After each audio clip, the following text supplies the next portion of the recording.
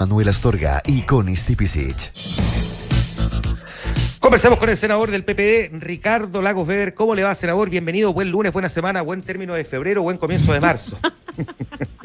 Ya me cansé. ¿Qué me faltó? Que todo dure bronceado, que no claro, todas esas cosas. Exactamente. Guarde la arena en los bolsillos y todas esas cuestiones, para que cada cierto rato la toque y se acuerde de la sensación.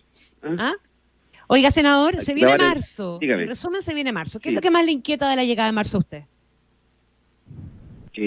Oye, la pregunta.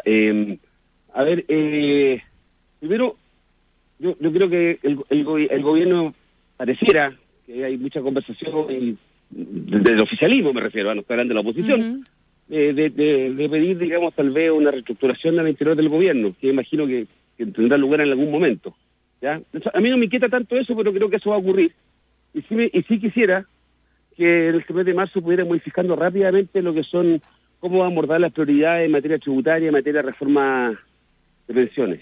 Yo creo que se cumple un año de gobierno, ¿verdad? Vamos a empezar con los balances, pues yo lo dejaría para la semana que viene, los balances en total, pero creo que se ha ido un año y a partir de ahora hay que empezar a tener delivery.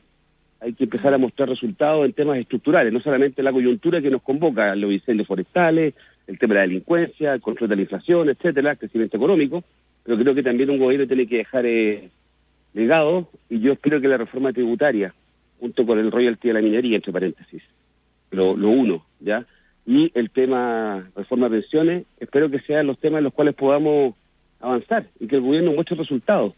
Y para eso, cuando digo que esto, uno dice es fácil decirlo, para eso se va a requerir mucha flexibilidad, mucha capacidad de entendimiento, porque este es un sistema democrático, el gobierno no tenemos mayoría en el Parlamento, y eso nos obliga a sentarnos y conversar. Antiguamente se llamaba llegar a acuerdos, otros lo denostaron durante 30 años diciendo que esa era la transaca y la cocina. A medida de lo posible. Bien, la democracia se hace a partir de acuerdos.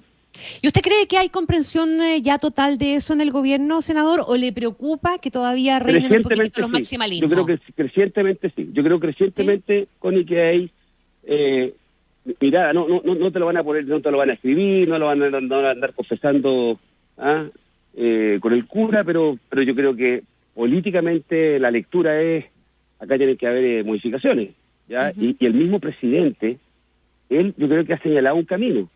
O sea, digan lo que digan del presidente Boric, pero él ha tenido definiciones, salvo el tema del indulto, que lo dejo de lado, todas las demás definiciones que ha tenido han caído para el lado, si usted quiere, del entendimiento, del socialismo democrático, lo que ocurrió con la Macrozona Sur, el énfasis que le ha puesto el tema de la delincuencia, la actitud que tuvo con los retiros. Hay un sinnúmero de temas, el tema de derechos humanos. No se ha perdido el presidente Gabriel Boric en esto, su política exterior de derechos humanos. Yo quiero reivindicarlo. ¿Ya? Entonces, creo que en eso hemos tenido un presidente que ha marcado la línea y que yo espero que al interior de que lo que son sus huestes o sus fuerzas más originarias, también cale ese sentido de que aquí un gobierno tiene que también, cuando deja un gobierno, tiene que mostrar qué hizo. ¿Y le parece a usted que en ese escenario, senador Lagos Weber, es necesario que eso tenga un correlato en el gabinete? O sea, que sea necesario un cambio de gabinete para terminar de consolidar eso que de momento se ha traducido más en gestos o en actos políticos. Bueno, el gobierno del presidente tuvo un ajuste ministerial bien fuerte en septiembre después del fracaso del plebiscito, ¿ya? La llegada de Aralía, la llegada de Carolina Tobar en particular también, eso generó un punto de inflexión, si usted quiere, desde el punto de vista de las responsabilidades políticas que había al interior del gobierno. Lo que ocurre es que no todo se define necesariamente, ni todo tiene un éxito a partir de lo que ocurra en el comité político. Eso tiene que irradiar en los distintos ministerios, ya, en las distintas subsecretarías, en los gobiernos regionales, en la medida que uno pueda también en la representación del delegado presidencial. O sea, hay un trabajo que hacer en materia de responsabilidades políticas o distribución de responsabilidades políticas, o se lo llaman cuoteo a eso, pero yo creo que uno tiene que sentirse parte del gobierno, sobre todo de irradiar lo que se quiere hacer. Y para eso creo que tenemos la posibilidad de hacerlo. Y quiero recordar algo que suena como ya menor, porque ya ha pasado un año de gobierno, pero hace mucho tiempo tanto el socialismo democrático y Apruebo Dignidad competíamos.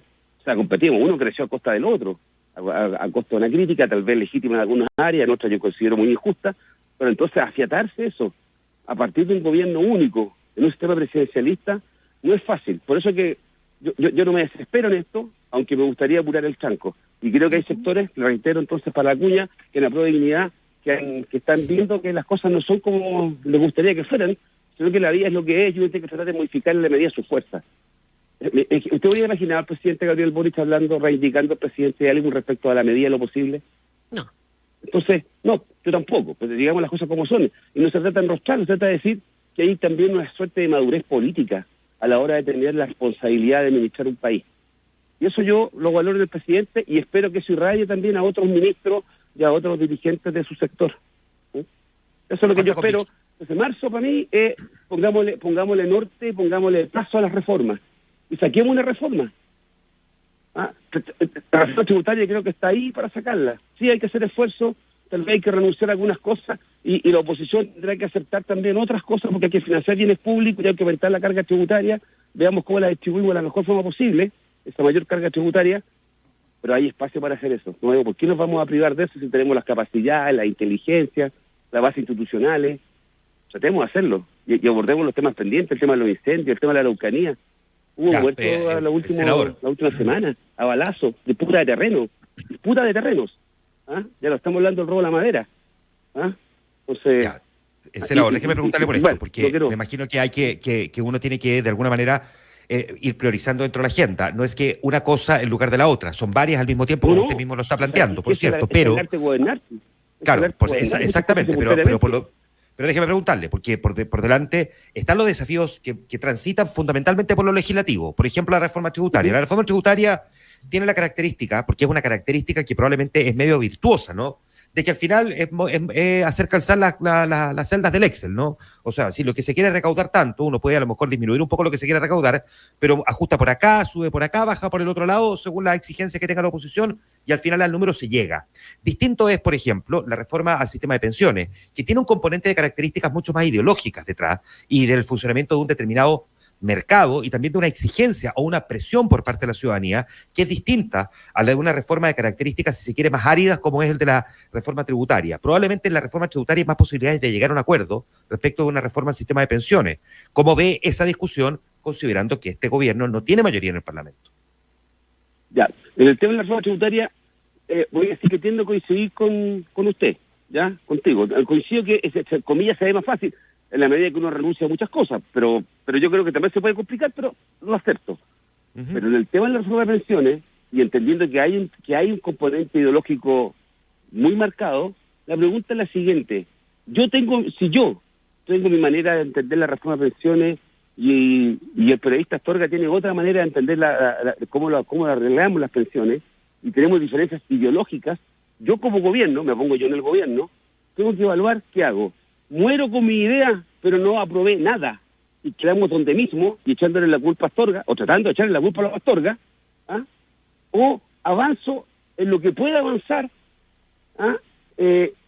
Pongo mi bandera en las cosas que logré avanzar, y aquellas que no logré llegar a un acuerdo, porque no tengo la mayoría, puede seguir siendo mi bandera de lucha para mañana, pero le tengo algo que mostrar de lo que hice. Entonces, esa es una discusión que se va a dar al interior del gobierno, yo creo. ¿Cuánto voy a avanzar? O sea, si alguien quiere la reforma de pensiones que sueña en un 100%, me da lo mismo que el sector político esté, eso no va a ocurrir. Y lo que va a ocurrir es como que donde estamos. Y donde estamos es un fracaso.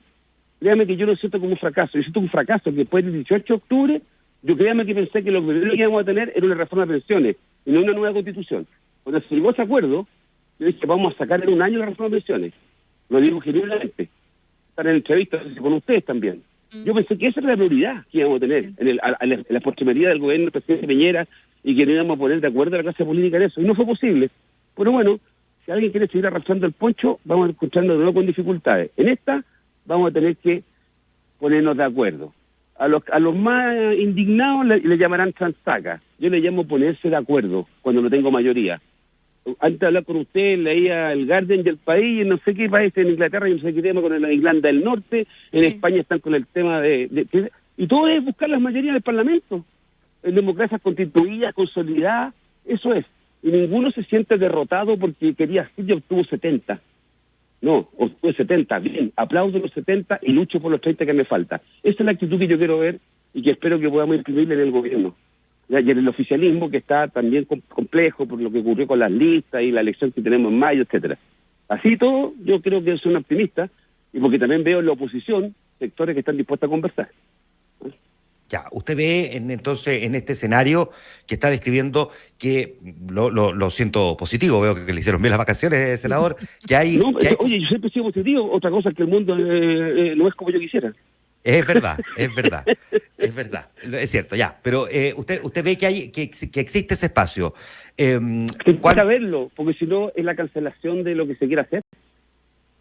Ya, perfecto. Yo no logro conversar. Mira, yo veo la Comisión de Hacienda, somos 5 hoy día, somos 5 senadores, 3 de oposición y 2 del oficialismo, por así decirlo.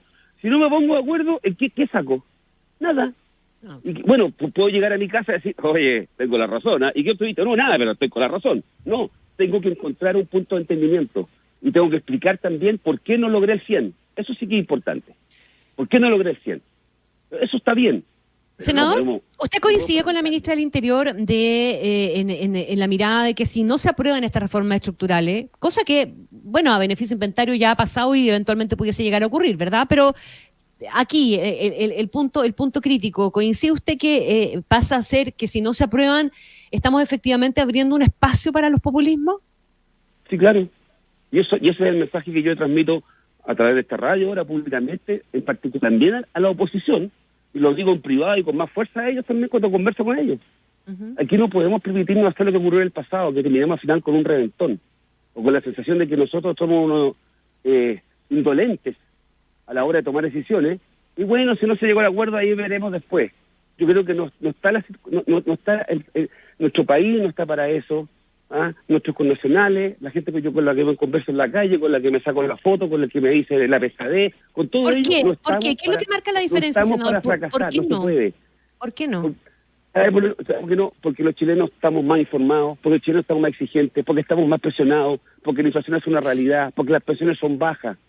La crisis de las pensiones, a mi juicio, se empieza a configurar en Chile cuando los chilenos comienzan a jubilarse. Esa es la verdad. Porque al principio la AFP, desde el año 80 hasta mediados de los 90 casi no pagaban pensiones, por el sistema como se creó y se definió. Y a medida que se fueron jubilando más pensiones, entonces los más abuelitos, más tíos, más profes que conocíamos jubilados, ahí la cosa es una crisis. Bueno, hoy día eso ya está casi inaceptado. ¿Y quién me habría proponer la solución como en antaño que en 5 minutos resuelve el UF? No. Entonces, si alguien se cree, y yo me creo en ese sector, creo que es posible hacer una contribución, que es posible ponerse de acuerdo, que es posible fijar unos bordes dentro de lo que es posible desde el punto de vista fiscal, de lo que es posible desde el punto de vista de la distinta mirada ideológica. Bueno, si yo creo que represento algo de eso, yo no lo hago B nomás, me refiero a un sector, bueno, demostremos que tenemos la capacidad de ponernos de acuerdo y aislamos a los sectores más extremistas o los más populistas. ¿Ya? Eso es lo que se trata. Así la veo yo. Y se abre una posibilidad, sí. Y el gobierno, más allá de algunos errores que no ha habido, errores no forzados, ya todos son... Creo que tiene a partir del presidente, creo que el nuevo gabinete que se compuso a partir de septiembre complementó a Mario Marcel, lo de Carolina, lo de Analía, lo de varios ministros, más allá de críticas que hay, creo que hay una capacidad para llevarlo a cabo esto. Y para eso sí significa no renunciar, porque hay sectores que dicen, yo no voy a renunciar a mi programa. Yo te pido que renuncie, te digo que abras los ojos, que veas que no tenéis mayoría, que ya no la tuviste, que nos pegamos un porrazo gigantesco el 4 de septiembre, que eso es una derrota política, no tiene otra palabra.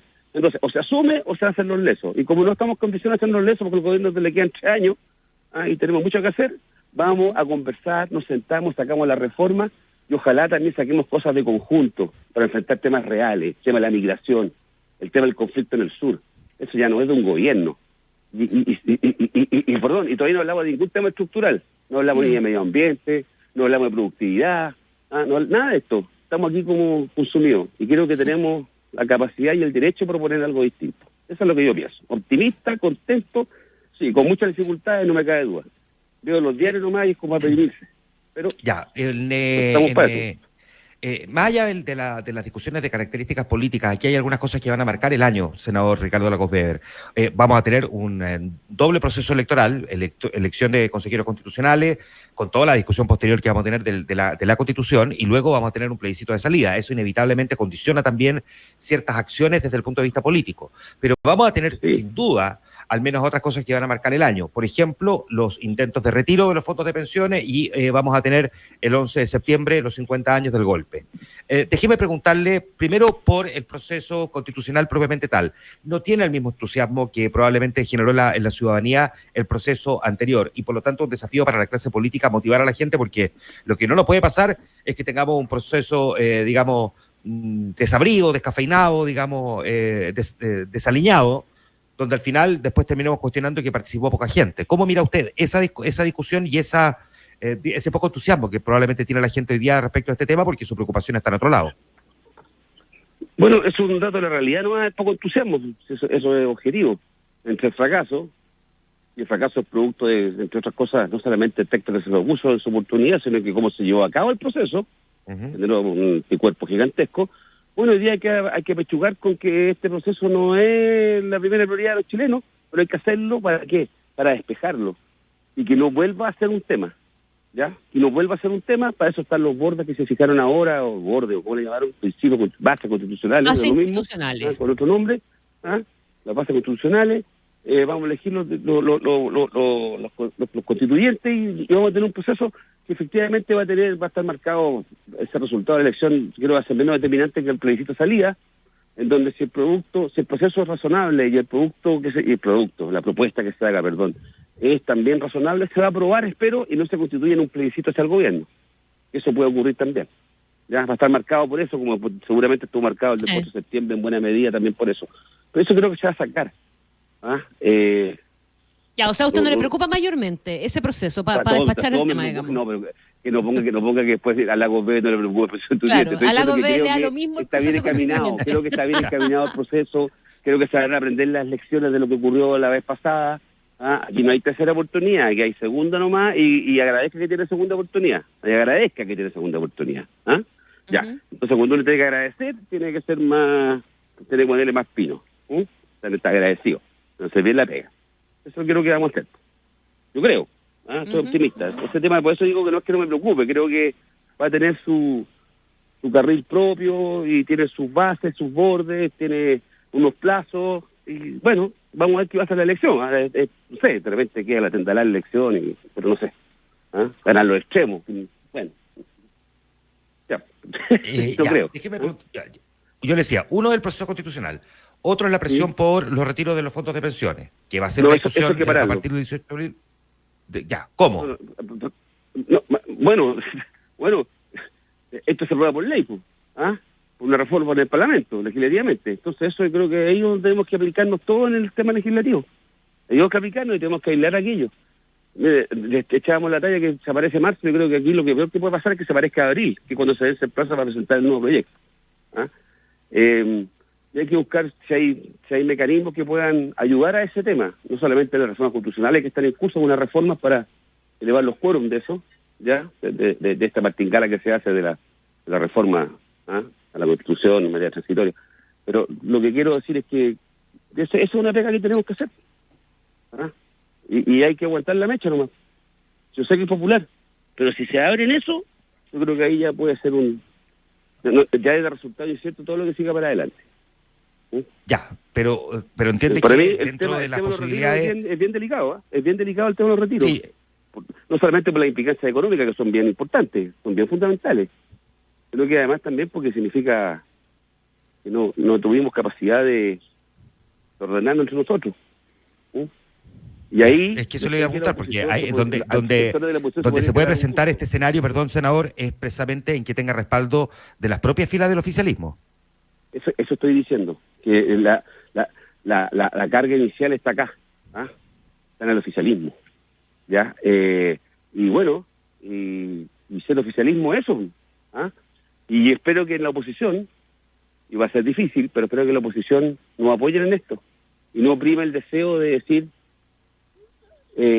vieron que era difícil, era fácil ser una oposición antes, criticarlo todo y apoyar todo y aprobar todos los retiros, porque eran populares. Entonces, vamos a ver también si es posible, en parte importante de la oposición, de que se opongan a los retiros. Y no sea de la tentación de devolver la mano, comillas. De ser populares, ser queridos por la gente, de evitar las funas, porque porque van a ser capaces tal vez de oponerse a los retiros. Pero para pedirle a la oposición que se oponga a los retiros, que la línea del oficialismo es que no queremos retiro, el oficialismo tiene que cuadrarse con los no retiros. No le podemos pedir entonces al oficialismo no los retiros y que no hagan caso y que la oposición tenga que hacer la pega. Eso no va a ocurrir, no debería ocurrir. Así nomás, eso no es una geometría bien sencilla. Está complejo. Bueno, está complejo, pero hay que hacerlo. Ya, y lo último, tenemos el aniversario, le decía yo, del 11 de septiembre, y donde inevitablemente la oposición va a pedir que al menos no lo marginen y que el acto tenga la suficiente altura de miras de poder entender el proceso 50 años después. ¿Cómo ve usted también ese elemento en el que al final no se le termina poniendo la pata encima a la oposición desde el gobierno? Es que lo que trata de 50 años, no ponerle la pata encima a la oposición después de 50 años. Yo me imagino que la oposición de hoy día no es la oposición de hace 50 años o no es la derecha hace 50 años. Quiero creer. Y en consecuencia, si no es la misma oposición que hace medio siglo... ¿Quiere creer o en verdad entiende que no es la misma oposición que hace 50 años? No, lo digo, quiero creer en un sentido medio irónico. No es la misma oposición. El Chile no es de los 50 hace 50 años. En consecuencia, cuando uno va a mirar la historia para atrás, ciertamente que tiene que tratar de mirarla con la mirada larga, tiene que tratar de despejar, digamos, lo más pequeño de lo más grande. Yo eso lo puedo entender desde el punto de vista histórico, pero yo no creo que condenar el golpe de Estado en Chile, ya no digo por qué la derecha se podría sentir pasada a llevar. Lo digo así, no digo por qué. A menos que se sientan herederos del golpe militar y de todo lo que ahí ocurrió. O sea, ahí tenemos una dificultad, claro. Yo puedo entender muchas cosas y puedo tratar de recordar muchas cosas, pero el golpe militar es el golpe militar. Y lo que ocurrió de la dictadura, ocurrió en la dictadura. Y eso es doloroso, sí. Eso hay que asumirlo como país. Entonces no basta decir que que defendemos los derechos humanos, si es que vamos a tener una mirada muy condescendiente con respecto al golpe militar o de mucha contextualización.